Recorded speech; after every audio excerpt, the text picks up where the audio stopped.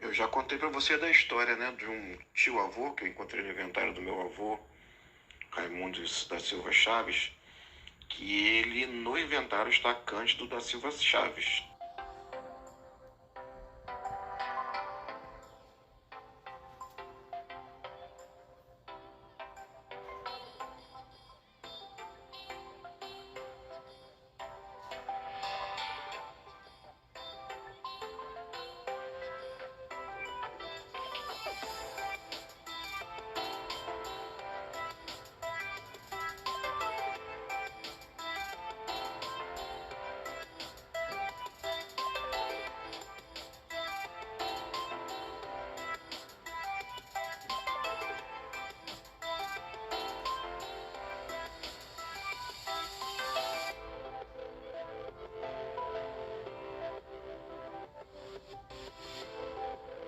Você da história, né, do tio-avô que eu encontrei no inventário do meu avô, Raimundo da Silva Chaves, que ele no inventário está Cândido da Silva Chaves. Né? Aí o meu bisavô tem meu avô, José da Silva Chaves, tem o Cândido da Silva Chaves, acho que Antônio e acho que Francisco da Silva, tudo com Silva Chaves.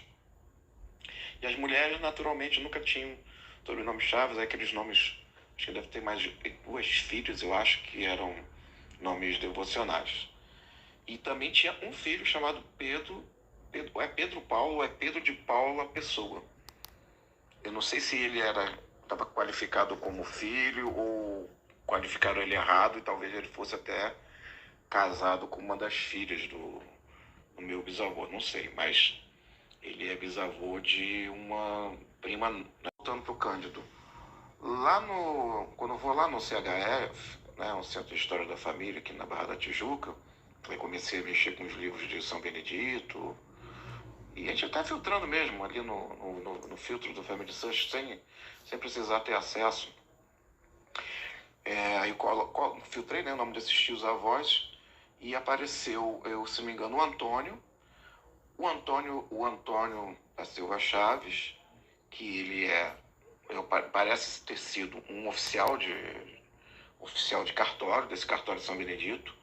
E em alguns registros aparece um Cândido Chaves Feitosa, ou Feitosa Chaves, uma coisa assim.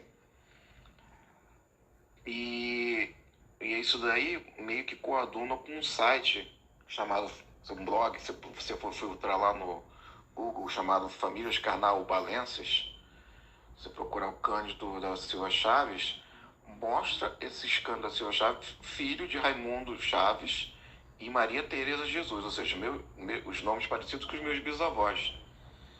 Tudo leva a crer que então o Silva pode ser só um subterfúgio, ou não sei, eu não sei o que que é.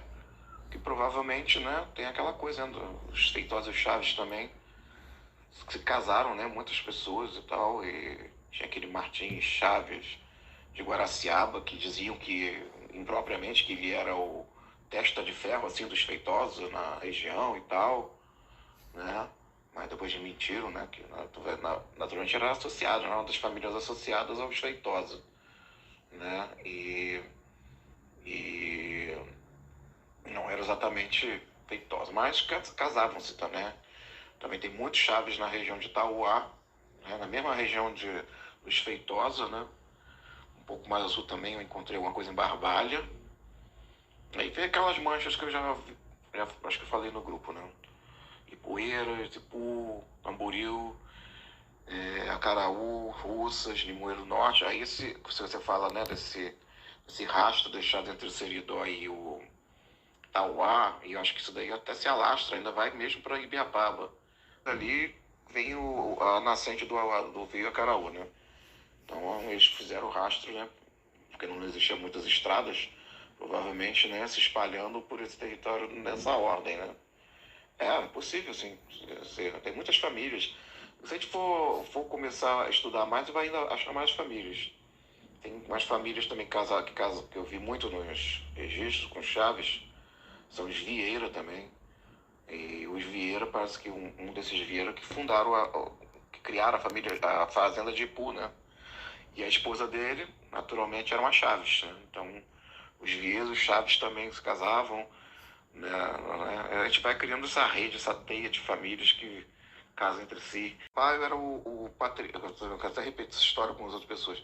O general Antônio Sampaio, ele é o patriarca da infantaria do exército, né? Então ele era neto ou bisneto do Martim Chaves, não o de Guaraciaba, que é um homônimo, mas o Martim Chaves de Alagoas, que acredita ser um dos primeiros, né? Chaves que entraram, ou pelo menos um, dois, que chegaram ao Brasil, né?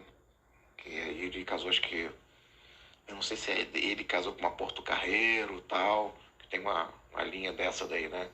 Mas essa linha é ligada aos Araújo Chaves. E é isso. Realmente tem muita. Tem caroço nesse angu, né? A gente vai pelos indícios que a gente vai encontrando.